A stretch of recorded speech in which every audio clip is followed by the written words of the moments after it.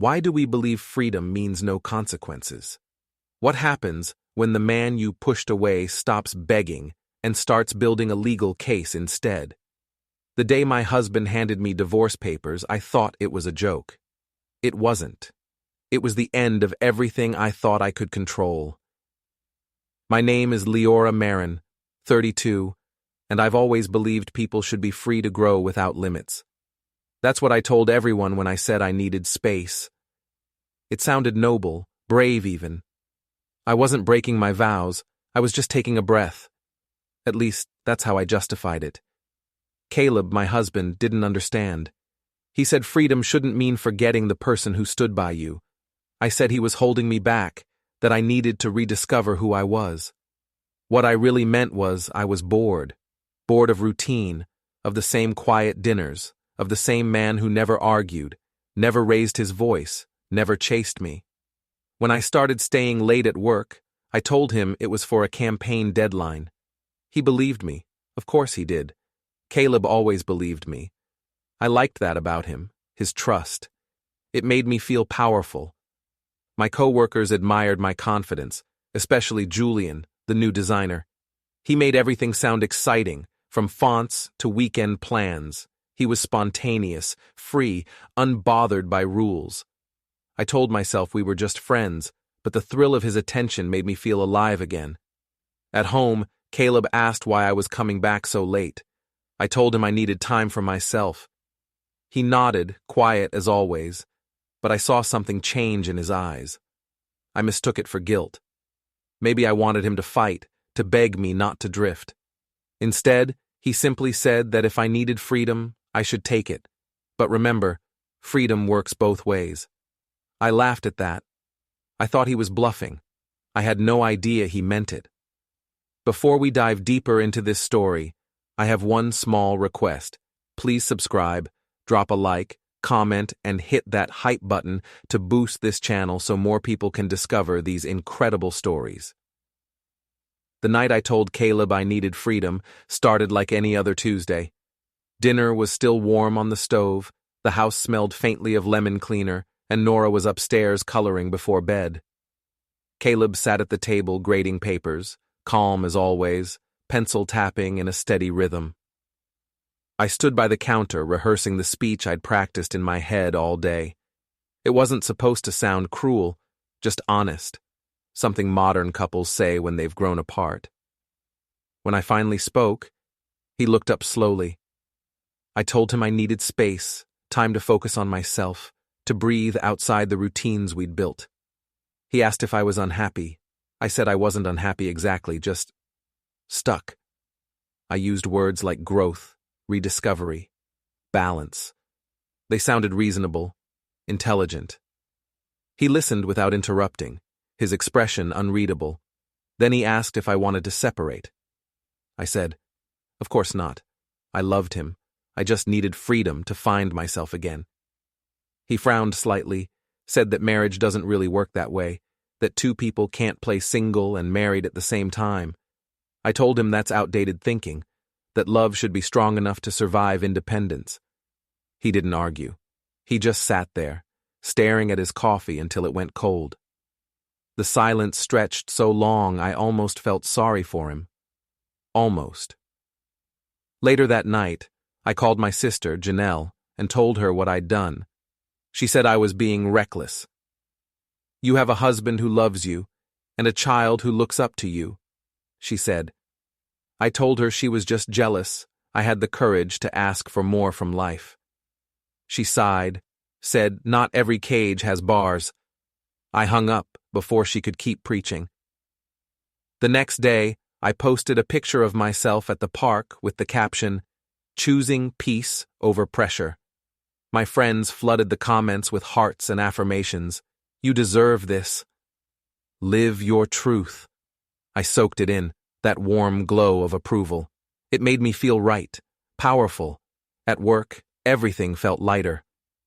Julian noticed immediately. He said I seemed different, happier, freer. I told him I finally decided to put myself first. He smiled and said, that's the only way to live. I laughed and told him he sounded like a self-help book. But inside, I liked the way he said it, like he understood me in a way Caleb never had. That evening, Caleb tried to talk again. He asked what freedom meant exactly. I told him it just meant doing more for myself, going out with friends, working late, not feeling guilty for wanting to feel alive. He said he didn't want to stop me, but he wanted to understand where he fit into all that. I told him not everything needed to fit. He looked at me a long time, then said quietly, "Freedom isn't supposed to mean leaving people behind." For a few weeks, things felt oddly peaceful. Caleb didn't question my late nights. He didn't text to check where I was. He didn't even ask who I was with. I mistook his calm for acceptance, not realizing it was distance. I started going out with my coworker Theo and his group. After-hours drinks, rooftop bars, the kind of places filled with laughter that makes you forget who's waiting at home. Julian started joining sometimes. He was charming in that effortless way, making everyone lean closer when he talked. I told myself it was harmless to enjoy the attention. At home, Caleb took care of everything: dinner, Nora's homework, even laundry. When I thanked him, he just nodded. Once, I overheard him reading Nora a bedtime story about loyalty. His voice didn't break, but his eyes did. I felt a flicker of guilt, but I pushed it down. I told myself this was temporary, that he'd understand once I figured myself out. One Saturday, I came home late from a rooftop party. Caleb was sitting in the dark living room, lights off, a single lamp glowing behind him. I laughed awkwardly, said I didn't expect him to wait up. He said he wasn't waiting. He just couldn't sleep. I told him he should trust me more. He said he did once, and that was his mistake. I told him not to be dramatic, that nothing was happening. He didn't argue. He just said, "You wanted freedom. Don't be surprised when it works both ways." I went to bed angry. How dare he twist my words like that? In the morning, he acted normal, made breakfast, played with Nora, even kissed my forehead before leaving for work. I thought maybe I'd won the argument. But later that day, I noticed something strange. Our shared bank account balance had changed. Half the money was gone. I called him, but he didn't answer. When he came home that night, I asked where the money went. He said he was just putting things in order. I asked what that meant. He said, "You wanted independence. I'm giving it to you." I laughed like it was a joke, but he didn't smile. That was the first time I felt the edge of something sharp beneath his quiet. It wasn't anger. It was intention. He wasn't shouting, accusing, or begging. He was planning. I thought I'd made the rules of this game. I didn't realize he'd already started playing his own. Freedom felt addictive at first. I told myself I was finally living, finally becoming the woman I'd always wanted to be. I started dressing differently, louder colors, shorter skirts. I said it was just confidence, but I knew it was more than that. It was defiance. I wanted Caleb to see that I didn't need his approval. The funny thing is, he stopped giving it altogether. He barely looked at me anymore, barely spoke beyond what was necessary for Nora. That silence should have scared me, but instead, it thrilled me. I mistook his withdrawal for proof that I was right. Julian noticed the change, too. At the office, he'd stop by my desk and say I looked radiant, like someone finally untied from expectations. I told him I'd been suffocating in domesticity. He said I didn't seem like the type to settle. The way he said it made something in me shift. We started having coffee breaks together, then lunches that ran longer than they should. I told myself it was harmless, a little spark to make the days more interesting. Theo, my coworker, caught on quickly. He teased me about it in front of everyone, saying Julian and I had chemistry. I laughed, pretended not to care, but I saw the smirk on Julian's face and liked it. It made me feel young, desirable, untouchable. I went home that evening humming, almost giddy. Caleb was sitting at the kitchen table helping Nora with her spelling words. He looked up, smiled faintly, then went back to her workbook. I tried to start a conversation, but he only asked if I'd eaten. When I said yes, he nodded and kept writing. Later that night, he came to bed quietly. I turned to him, half expecting an argument, some explosion of jealousy, but nothing came. I finally said he was being distant. He answered that I'd asked for distance, and he was only giving me what I wanted. I told him I hadn't meant it like that. He said he knew exactly what I'd meant. Then he turned off the light. At work, things moved faster. Julian started driving me home, just to be polite. I told Caleb once, and he just said, "That's fine." That was it. No reaction. It unnerved me a little. I wanted him to care, to fight. Instead, he stayed composed, cold. I began pushing harder, posting more pictures out with friends, tagging locations, making sure the world saw how happy I was. My phone filled with likes and heart emojis. Freedom had a way of feeling real when it was seen by others. That weekend, I told Caleb I was going out with Theo's group for drinks. He said okay, asked what time I'd be back. I told him not to wait up. He nodded and said, "I won't." His calm annoyed me more than any argument could have. At the bar, Theo ordered rounds of wine and started gossiping about work. Julian showed up late, wearing that careless grin that made everyone look up when he walked in. He leaned close to tell me something funny, and for a second, I forgot everything. Caleb, Nora, the house. I felt electric. Then, just as I was laughing too loudly, I saw movement near the entrance. Caleb. He stood there for a moment, scanning the crowd. When our eyes met, he didn't look angry. He just nodded once, almost politely, and left. The noise of the bar returned all at once, but I couldn't breathe. I told Julian I needed air and stepped outside. By the time I called Caleb, he didn't answer. When I got home past midnight, the house was spotless, quiet. A note on the counter said he'd taken Nora to his mother's for the night. I told myself he was being dramatic again. But when I checked our bank account, another small withdrawal was gone. I went cold.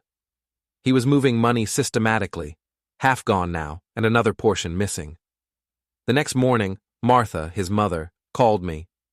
She said Caleb had brought Nora over early, that she'd stay there a few days.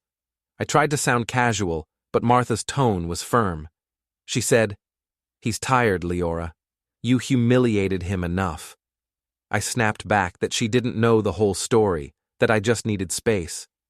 She said, "You asked for freedom. Be careful. You might actually get it." At work that Monday, I could feel the shift. Julian was friendlier than ever, offering to take me out for lunch again. I said yes without hesitation. Over lunch, he asked if things were over with Caleb. I said not officially, but it might be soon. He nodded, said separation could be healthy. When he reached across the table and brushed my hand, I didn't pull away. That night, I told myself it was fine, that everyone flirted a little, that Caleb had no right to be upset after ignoring me for weeks. When he came home later, he didn't mention anything. Not the bar, not the money, not Nora staying at his mother's. He just asked if I'd had a good day. I said yes, waiting for him to react, but he only replied, "I'm glad." Then, as he walked past me, he added quietly, "You'll thank me one day for giving you what you wanted." I laughed, but something about the way he said it didn't sound like a threat. It sounded like a promise. When I went to bed, I couldn't sleep. My phone buzzed, a text from Julian. "You free tomorrow night?" I stared at it, smiling a little before turning off the light. I told myself Caleb's indifference would fade soon. I didn't realize that by then, he'd already decided it never would. The following week, things started to unravel in small, quiet ways. Caleb barely spoke at all now. He woke up early, made breakfast for Nora, and left before I even got out of bed. When he came home, he stayed in his study or helped Nora with homework, like I wasn't even there. I told myself he was sulking, that eventually he'd come around once he realized I wasn't breaking any rules. But I was. I just didn't want to call it that yet. Julian and I had become something I couldn't label. He wasn't my boyfriend, not really. but I'd started depending on him in ways that made me nervous. He'd text me first thing in the morning, call me on his way home, and sometimes show up near my office by coincidence. I liked the attention. It made me feel desired, special. Caleb hadn't looked at me that way in years. I started using that thought as an excuse for everything. One Friday, we stayed late after work finishing a project. The office was empty except for us. He leaned over my desk to show me something on the computer, his hand brushing mine. I didn't stop him. When I got home, I expected Caleb to be asleep. Instead, he was in the living room, lights low, reading something on his laptop. He didn't look up when I entered. I said I was tired. He said he was too. The conversation ended there. The next morning, Janelle came over. She said Caleb had called her, not to complain, but to ask if she could take Nora for the weekend so we could talk. I was furious. How dare he involve my sister? I told her he was being manipulative.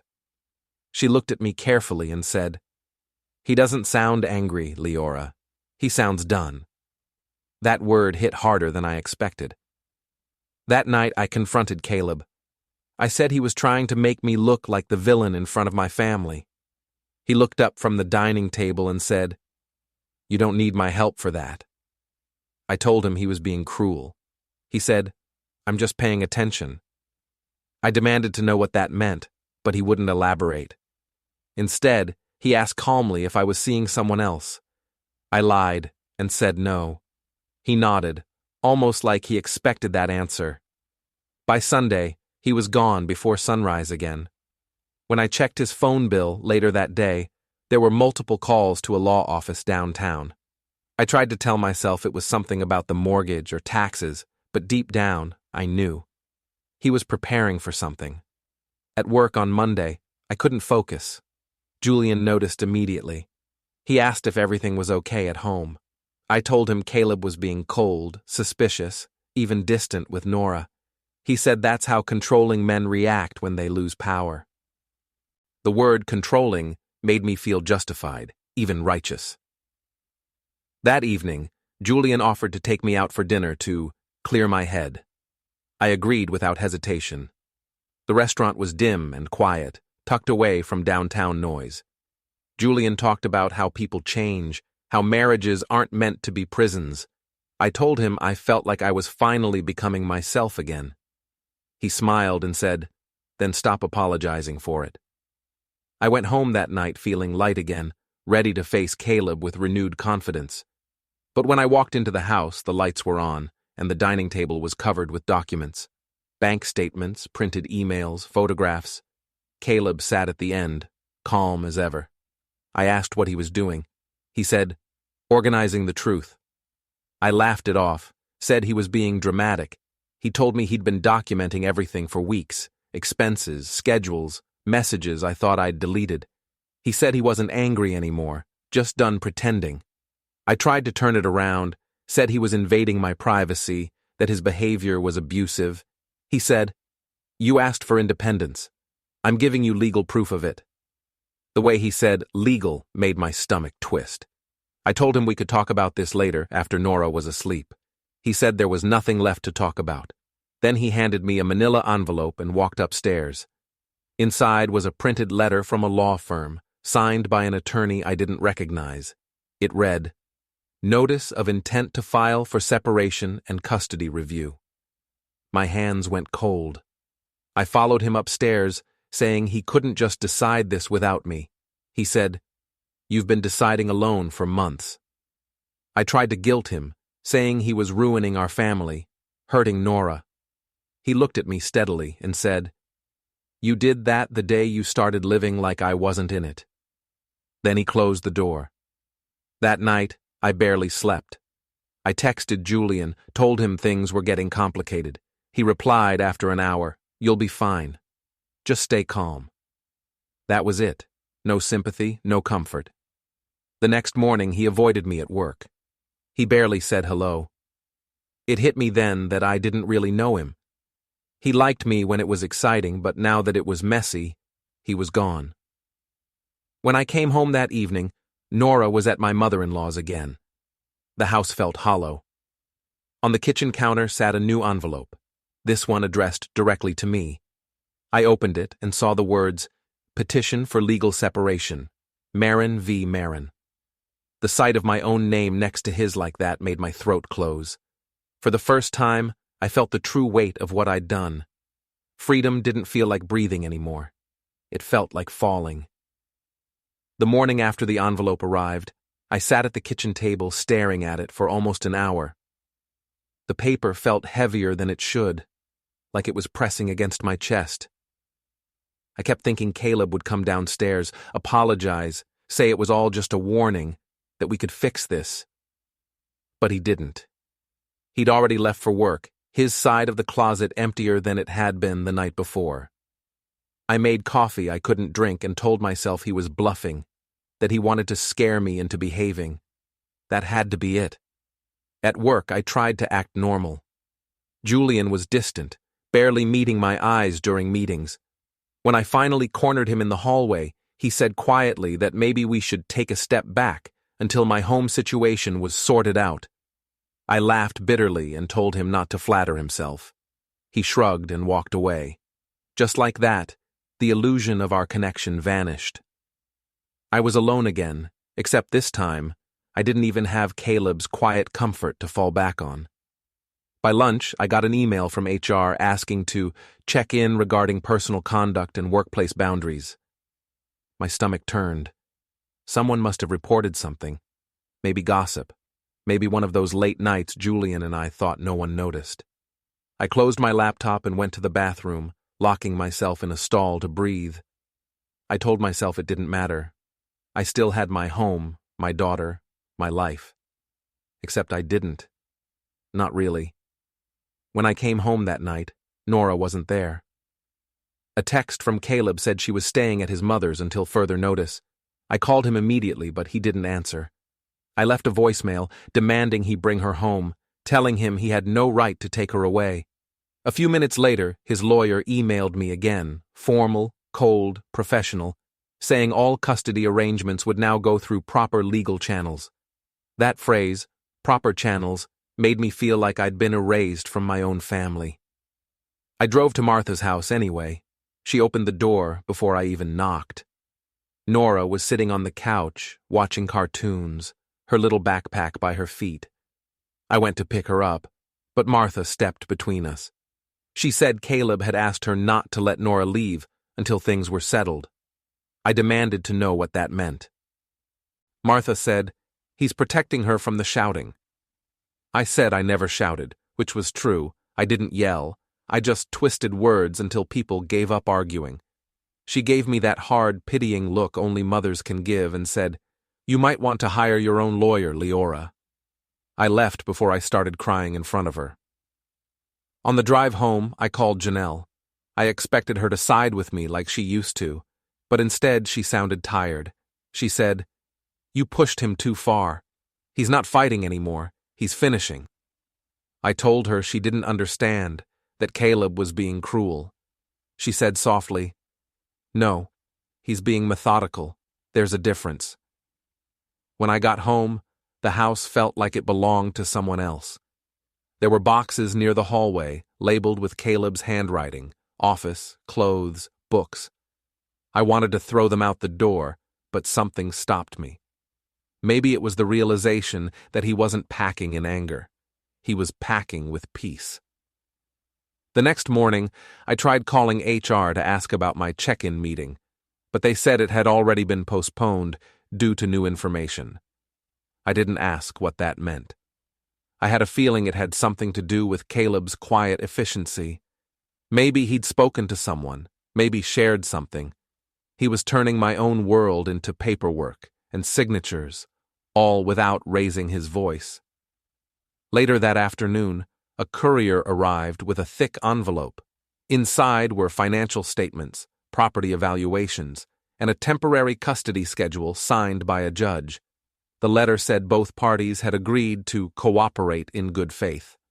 I laughed out loud reading that, the sound sharp and ugly in the empty kitchen. Cooperate? He'd already decided everything without me. I called him again, left another voicemail, my voice shaking this time. I told him he was punishing me, that he was destroying our family over pride. A few minutes later, he texted back, "This isn't punishment, it's protection." That single sentence made me drop the phone. I went to pick up Nora the next evening anyway. She hugged me tight, but kept asking when Daddy was coming home. I said soon, even though I had no idea if that was true.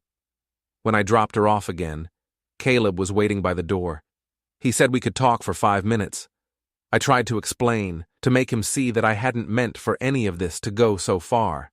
He said, "You wanted freedom, I just took you at your word." He handed me another document, a list of shared accounts to be divided, utilities to be transferred, and a clause about child custody under review. I tore it in half right there on the porch. He didn't flinch. He just said, "That's fine. My lawyer has copies."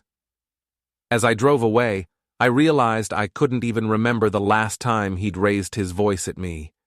Maybe he never would again. The man I used to control with guilt and charm had disappeared, replaced by someone who didn't need to shout to win. That night, as I lay in bed staring at the ceiling, I finally understood. Caleb wasn't waiting for me to change. He was already living like I didn't exist. The hearing was set for a Wednesday morning, the kind of cold gray day that makes everything feel heavier. I dressed carefully, simple black dress, hair tied back, minimal makeup. I wanted to look serious, reasonable, the kind of woman a judge might sympathize with. I told myself this was all a misunderstanding, something we could still fix if I just explained things the right way. Caleb arrived a few minutes after me, holding a folder under his arm. He looked composed, like he was just going to a meeting. When our eyes met, he nodded once. No anger, no warmth. I suddenly hated that calmness. Inside the courtroom, everything felt too bright. My lawyer whispered that it would move quickly, just a preliminary hearing about custody and finances. Caleb's lawyer spoke first. His tone was dry, professional, but every word hit me like a nail. He described how my pursuit of individual independence had created instability for the child. He mentioned repeated absences, inconsistent caregiving, potential emotional neglect. I wanted to scream that none of that was true, that I'd never hurt Nora. But technically, it wasn't a lie either. I had been gone a lot. I had missed dinners, school events, bedtime stories. When it was my turn, I told the judge I'd only needed space to grow, to find balance as a woman and a mother. I said Caleb had overreacted, that I'd never abandoned our family. The judge asked if I was employed full-time, if I had a stable residence, if I'd ever engaged in activities that could compromise my parental image. My throat closed. My lawyer said we'd respond later in writing. Across the room, Caleb's expression didn't change. Afterward, in the hallway, I caught up to him. I asked if he really thought I was a bad mother. He said, "No, but I don't trust your version of love anymore." I told him he was cruel, that he was destroying everything just to prove a point. He said, "You destroyed it when you turned marriage into an option." Then he walked away. The next few days were chaos. My HR meeting finally happened, and they told me I'd be transferred to another department, effective immediately. They said it wasn't disciplinary, just a better fit. I knew it was a quiet way to say they wanted distance from my mess. Julian hadn't spoken to me since our last awkward encounter. I tried calling him once, but he didn't answer. I told myself I didn't care, but it felt like every part of my life was closing in at once. A week later, I met my lawyer to go over Caleb's new filings. There were photos, me and Julian at dinner, at the rooftop bar, walking to his car. Dates, times, captions from my own social media posts. My lawyer asked if I wanted to contest their relevance. I said they didn't prove anything. He sighed and said, "They don't have to. They just change perception." I left the office shaking. That night I drove to Martha's house unannounced. Caleb was there, reading to Nora. When he saw me, he didn't even stand. I told him this was too far, that dragging our lives through court would scar our daughter. He closed the book and said, "That's why I'm making sure it ends cleanly." I asked him if he even loved me anymore. He said, "I don't think I ever knew who you were enough to answer that." Then he stood, kissed Nora's forehead, and told her to say goodnight to Mommy. She ran into my arms and whispered, "Daddy said we're going to have 2 homes now." My stomach dropped. The next morning, my lawyer called. The temporary ruling had been finalized. Caleb was granted primary custody. I'd get alternating weekends and supervised visits until the final review. He'd also gained control of our shared accounts to ensure financial stability for the child. My lawyer said it was a fair outcome. Fair. That word sounded cruel. I went home and poured a glass of wine, staring at the stack of documents on the table. Property division, account transfers, visitation guidelines, all signed. Caleb had done it all legally, cleanly, with no trace of vengeance in the paperwork. It was terrifying how efficient he'd been. I called him one last time that night. He answered on the second ring. I said he'd won. He said, "There was never a competition. There was just truth." I told him I hoped he was happy ruining my life. He said, "I didn't ruin it, Liora. I just stopped saving it." Then he hung up. The next morning, movers arrived to take the rest of his things. I stood by the window watching them carry out boxes labeled with his neat handwriting, Nora's books, personal items, office supplies. I wanted to scream, to beg him to stop, but I couldn't find the right words. When he finally came in to sign the release forms, he looked at me for a long moment and said quietly, "You were right. Freedom suits you. I hope it keeps you warm." He walked out without another word. I stood in the doorway, holding onto the frame because my legs wouldn't stop shaking. For the first time, I realized he hadn't punished me at all. He'd simply removed himself from my story and left me to live exactly the life I'd chosen.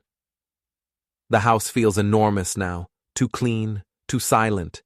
Every sound echoes, the click of my heels on the floor, the hum of the refrigerator, the faint creak of the stairs that no one climbs anymore.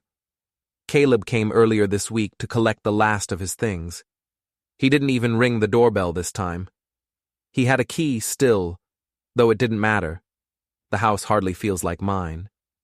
I watched from the top of the stairs as he moved through the rooms, efficient and calm, lifting boxes like he was tidying a workspace instead of ending a marriage.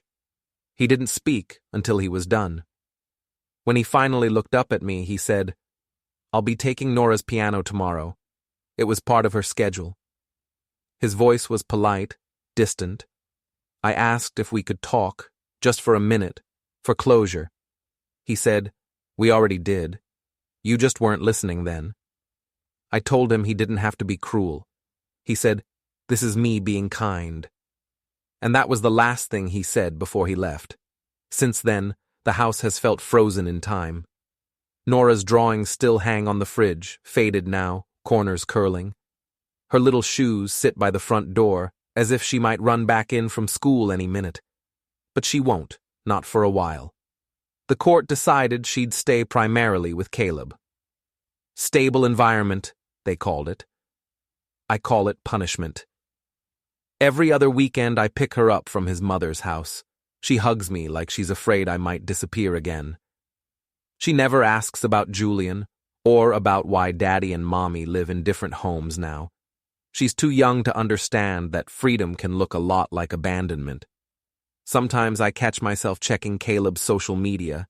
He barely posts, just pictures of Nora's art projects, school outings, the park.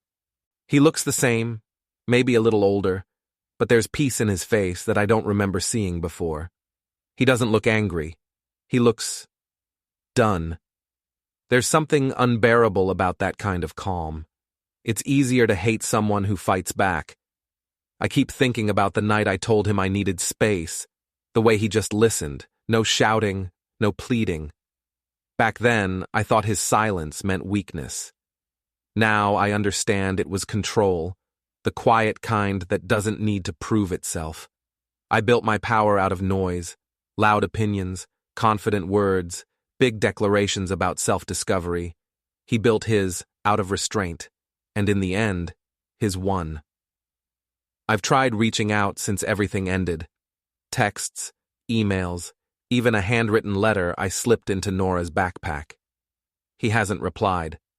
When I see him during custody exchanges, he's polite, careful, never unkind, but always distant. Once, I asked if he ever thought about trying again for Nora's sake. He said, "I am trying, for her. That's why it has to stay this way." I had no answer for that. Julian disappeared completely. He quit the company a month after the hearing. Someone said he moved to another city. I didn't even bother to confirm it. His name leaves a bitter taste in my mouth now, like something I'd rather not remember. Freedom had come with so many admirers at first, friends cheering me on, co-workers telling me I was brave. Now they've all gone quiet too. People love a rebel until she actually burns down her own home. Bills started piling up faster than I expected. Caleb transferred his name off everything: utilities, mortgage, insurance. My income barely covers the basics.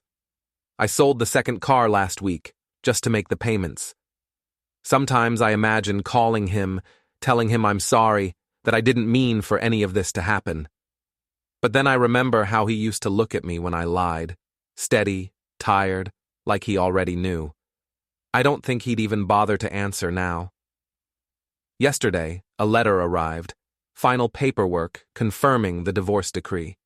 The words "irretrievable breakdown of marriage" sat in bold across the top. There was also a note about property division. The house would be sold within 60 days, proceeds split. I stared at that sentence for a long time. This house was supposed to be the symbol of everything I'd built. Now it's just another item to liquidate.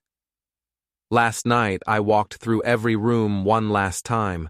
Nora's room still smelled faintly of her shampoo. The living room had indentations in the carpet where Caleb's desk used to sit. Even the walls felt quieter, like they'd learned to keep secrets too. When I reached the front door, I stood there for a while, thinking about what freedom was supposed to feel like: light, exciting, full of possibility. All I felt was empty. Outside, the moving truck came early this morning. Caleb was there, directing the men as they carried out the last boxes. He didn't come inside this time. When he was done, he looked up at the house for a moment, then turned to go. I watched from the window, wanting to shout something, anything that would make him stop. But the words wouldn't come. Now, the silence is final. No papers left to sign, no more hearings, no more chances. Just me, a half-empty house, and the sound of my own choices echoing back. I said I wanted freedom. I got it, and it's lonelier than I ever imagined. Don't forget to hit like, subscribe, and turn on the bell so you don't miss the next story. Write in the comments from which city you are watching.